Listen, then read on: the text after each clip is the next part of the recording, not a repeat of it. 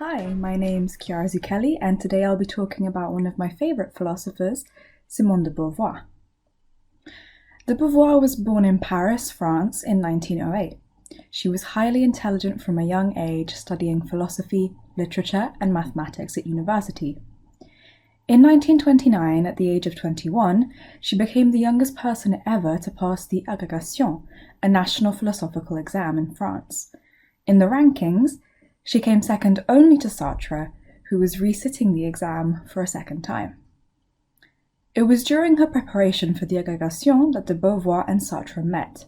The pair soon became a couple, entering an open relationship that would last their lifetime. Although de Beauvoir didn't consider herself to be a philosopher, her novels and works influenced much of the feminist and existentialist movements at the time. In fact, she and Sartre often exchanged and commented on each other's manuscripts on existentialism. Existentialism itself is a philosophy that emphasizes individual existence, freedom, and choice. It is the view that humans define their own meaning in life. This went against traditional views at the time that said that your life was already laid out for you and predestined by God to go a certain way. In a similar way, de Beauvoir rejected the idea that women were destined to have a certain role in society. Written in 1948, her most influential piece of work, The Second Sex, sought to tackle the idea that women were second to men.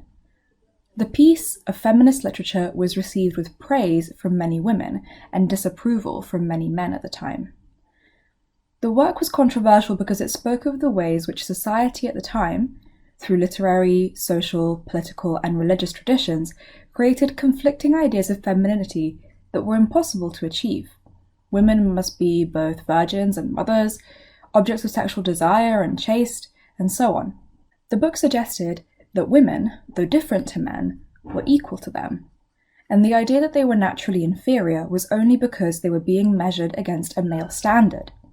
Partially, The Second Sex can be seen as a guide for how women should overcome these ideals thrust upon them and liberate themselves. De Beauvoir suggests that to do so, a woman must reject 1. The idea that to be independent she must be like a man, and 2. The socialization through which she becomes feminized. But how do we do this? Let's look at this last point first.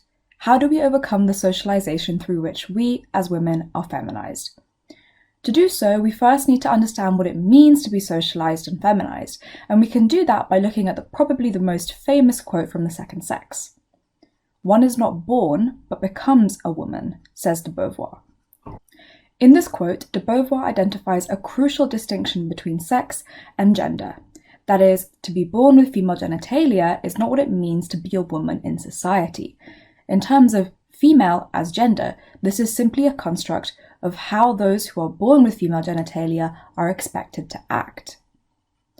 We may understand this better in terms of the better-known phrase, gender roles.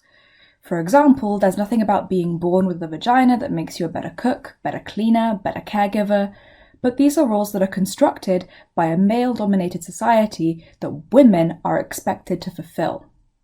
Therefore, for de Beauvoir, one does not become a woman when born with female genitalia. One becomes a woman when they are influenced by social structures and expectations to act a certain way. In other words, they are socialized into thinking that they must reach this impossible feminine ideal. De Beauvoir herself was aware of such social structures put in place to perpetuate the idea that women were seemingly inferior to men. She herself was not allowed to attend the lectures at École Normale in Paris to prepare for her Agrégation. At the time, only men were allowed to attend, and instead she had to sneak her way into the classes. For de Beauvoir, once we understand that we don't need to adhere to these expectations put in place for us, then we can liberate ourselves from the shackles of masculine ideology and realize that we are indeed equal to men within society.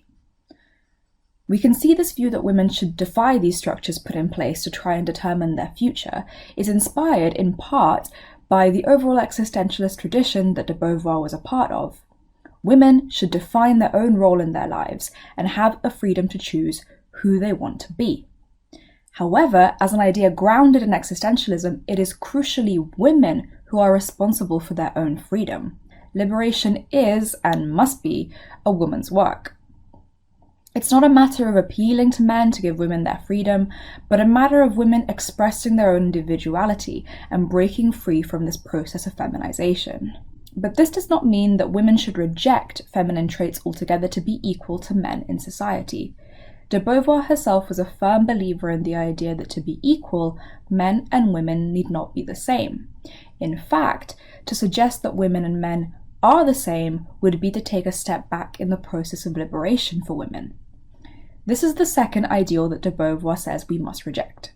In part, she's responding to rhetoric from past philosophers that suggests that women can be equal to men so long as they act like them.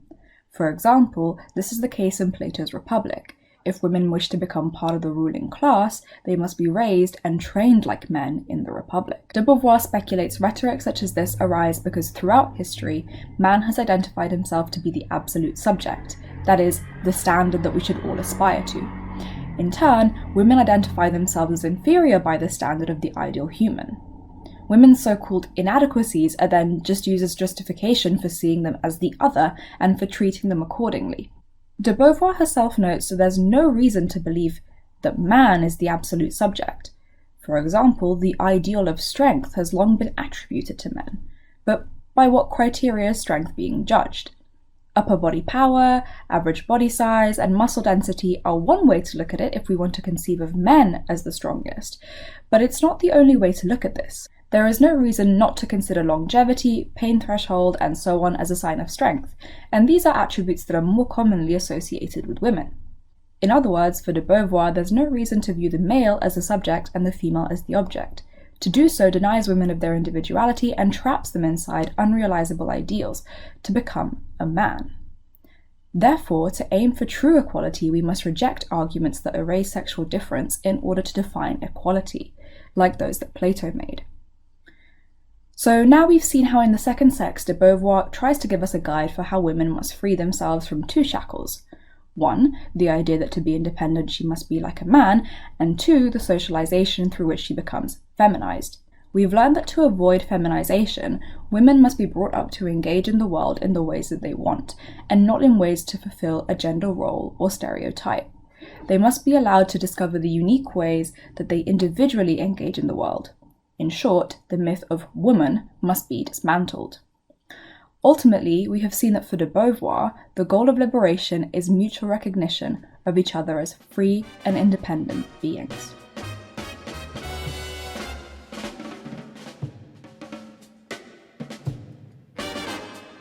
Thanks for watching. Please make sure to like and subscribe to the Lockdown Philosophy School.